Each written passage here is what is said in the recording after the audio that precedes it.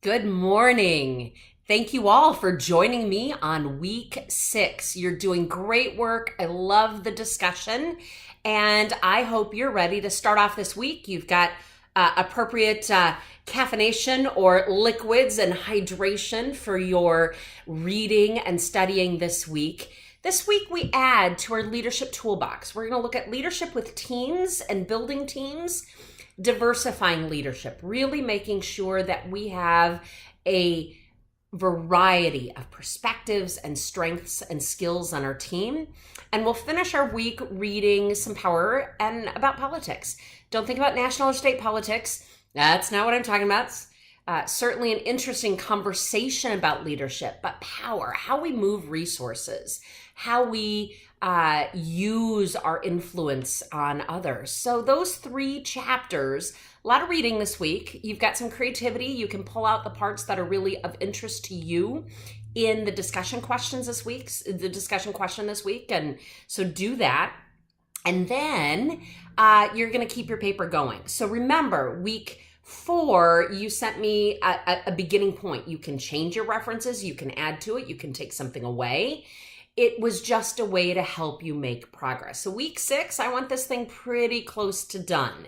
You can still be doing some polishing the last 2 weeks, but I want to see some substantial progress. And that way I can give you more specific feedback. So as we think about the reading this week and our topics, I want to start out with a story that was popularized by Stephen Covey a number of years ago in his book, The 7 Habits of Highly Effective People. You may be aware of the story, but I want to apply it to our reading this week. There was a woodcutter out in the woods, sawing and sawing and sawing. And a hiker bystander came walking on through and said, "You have been at that for hours. Why don't you take some time to sharpen your saw?" And the woodcutter said, "Because I'm too busy sawing," right? You're busy, grad school, life. It's hard to sharpen your saw. And while grad school and the learning you're doing in all of your classes is sharpening your saw, I want you to apply that to leadership today. We've already talked about similar themes about leaders need to be continuous learners.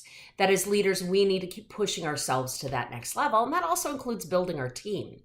If you have a dull blade on a saw and you set it down, it's not going to be sharper when you pick it up. You got to do something to it. So think about that with regards to our teams. Our teams need sharpening along the way. They need new tools in their toolbox. They need to understand how to get along better. They need to know how to improve workflow and processes and customer satisfaction. Our teams need that as well. So when we think about leadership development of teams, our teams need different things from us as leaders at different stages. So one of the models in the book, forming, storming, norming, performing, adjourning, right? You see that model in the reading and you can see the various stages of it. But if I've got a team at forming, they need very different things from me than a team at storming or norming and beyond. They need me to adjust so that I make sure I get them the right tools to sharpen their saw based on the stage we're at. At a forming stage, I need to be much more direct. I need to be very clear about roles and expectations. I need to make sure that new people understand what people have been around on the team doing, and people who've been around on the team understand what the new folks or the change that has happened.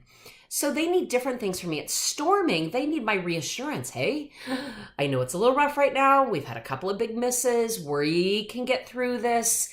I'm confident in it. And it's okay to disagree. We're going to have some bumps in the road. But how can we work better together to get through that storming stage and not get stuck?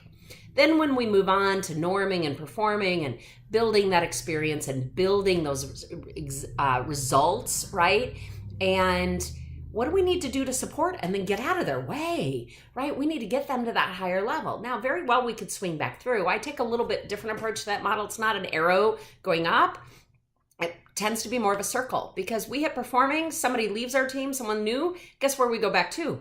Forming, right? Adjourning has some interesting twist to it, just thinking about, as teams fade out. And really that's the idea once you think about with work groups and teams.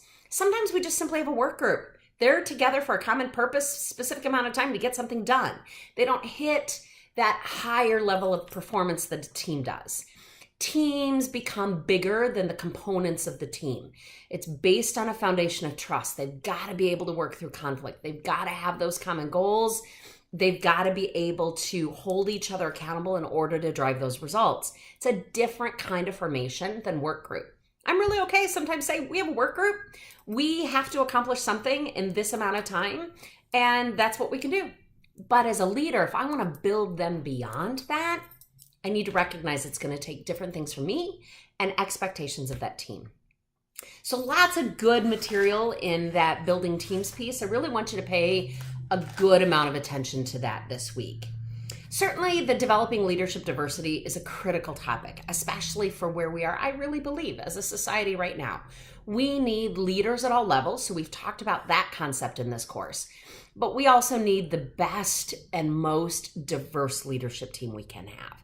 And we've got a lot of histories and stuff that's happened society, culturally around the world that has not necessarily supported this idea. So I really want you to take a hard look at that this week. Really dig deep to see what are some of those strongly held beliefs that you have that may be limiting how we view leaders or how we grow leaders and who we grow. So certainly there are lots of great just insights about diversity today and how we need to understand each other. And we need diverse teams. Oh my goodness, if we're all alike, our organization, our team, our committee, or any group is not nearly as strong.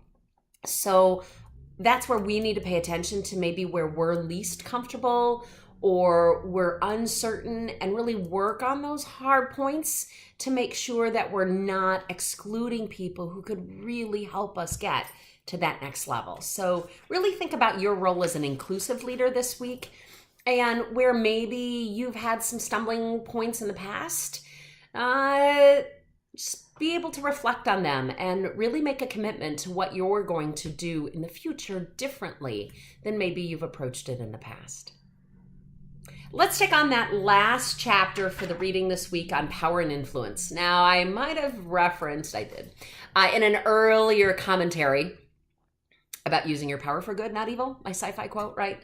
With great power comes great responsibility. I want you using your power for great things. I want you using your influence to make an impact on other people. And we need to recognize the role power has. So anytime you move resources around, you're influencing power, pay, benefits, workflow, decisions being made about what gets done. Even task priority can be an influence of power. So you notice that there's different types of leadership power, right? So we see the transformational and the charismatic and the coalitional. So think a little bit about when you might use those different styles. We also then think about just where power comes from. So those sources of power, hard versus soft power, right? So textbook talks you through some of that. Is it based on your position? People follow you because they have to. You have a certain amount of power because of that position. Or because you're really good at something, you're an expert, or you have influence in that area. So think about what types of power you hold. And, I know I really believe in general society, or maybe it's just me, but I'm going to apply beyond that to be able to say I am powerful has not been socially accepted. And I really want you to own your power this week. So where do you have influence? Now, there are certainly many situations I can name for you. I don't feel like I've got a lot of power, or I may not have the opportunity to use my voice. Because remember, we're talking about organizations, and employees are still vulnerable populations, because if I exert power and I say something to somebody else or I make a decision, right, it puts me at risk. Will they still employ me? If they don't employ me, that now affects my personal life and I don't know how to pay my bills. And so it's complicated. Consider the power bases on a team that you're familiar with, either past or present. Think about people who just had influence, that maybe they didn't have the title, but they had the experience, or they had the knowledge, or they just had the ability to influence others. So I recently heard a story I want to share with you.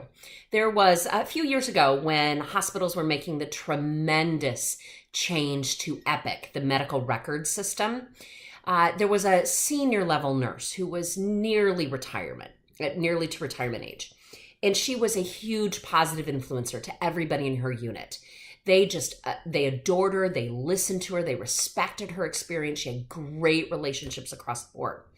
Well, the hospital, of course, had to take on electronic medical records and announced it, talked to the unit, talked to the team, said, folks, we got to do this. And that senior level nurse said, nope, not doing it. I don't have it in me. I could retire. I'm going to retire because that's not a change I can make. And you could watch the whole domino effect across that unit. They looked at her and went, yeah, if she's not going to do it, I don't want to learn it either, right? She was an influencer because of her charisma, because of her experience. And you could just watch that domino effect. Now, electronic medical records were not optional. We had to do them. We had new regulations upon us. But to get those staff members a champion to say, folks, we can do this. I know it changes the way we chart. It changes the way we interact with patients. It changes those things. We still got to do it. So they spent some time with her because she was the most influential informal leader within that group. And they spent some time with her and said, what would it take? What would it take to get you to make the move to electronic medical charts and stay with us? Not retire right now, but make that needle move, if you will, on that. And they had a series of conversations, and she just finally came back and said, I'm scared. I don't know if I can learn it. I just don't want to look stupid. I want to end my career on a high note. I don't want to look dumb in front of my colleagues. She knew the power she had, but she didn't want to lose face, right? Is our phrase of she didn't want to lose that credibility with that team. So I said, what's it going to take? She said, tutor. I need some one-on-one time. I need to be able to work through this at my own pace. I need some hours to do it. And they made it happen. They set her up to be able to have the time and the tutoring and the support she needed. They didn't rush it. They then very carefully wove it back through everybody else so they knew she was doing it. She got to look professional and competent in front of her team members, help them through their fears. And you know what? Not only did they make it through and now been at electronic medical records now for a couple of years, all that's water under the bridge. You know what's the best part of that story? She retired. Within about 2 years after that, she did decide to retire. And she now comes back as a super user. She trains new people who struggle with the software. I think that's the best part, right? They took that fear and took her ability to influence and her power over other people and helped her use it to even better abilities. So I want you to think about this week, where power rests in your organization or on your team. Now, certainly power can be used for not good instead of good. So we need to be aware of it. I want you to be able to, if you were flying like a bird, I know that sounds corny, but if you're flying like a bird over your company or your team, where does the power rest? And sometimes it rests with someone we may not be able to do anything about right now, but I'd rather have you recognize where the power is so then you can choose how you interact. I want you known for good things, which means we need to be aware of the environment around us. And if somebody yields a lot of power and maybe isn't using it for good, I don't want you getting caught in that. And I want you to be able to make good choices for you and your team and those you're responsible for. So there's a lot in this week's reading. We've got some discussion to take on. It's a great opportunity to pose some questions maybe we haven't talked about, or an area of leadership you're struggling with that maybe hasn't come up in our discussions. Post that. Watch from some of my comments this week. We're going to shake up the conversation a little bit differently. I'm going to be adding just some short video clips in the discussion after Thursday, just to shake us up this weekend a little bit, try some new stuff. So jump into the conversation. Let's liven it back up this week, and I will talk to you soon. Take care.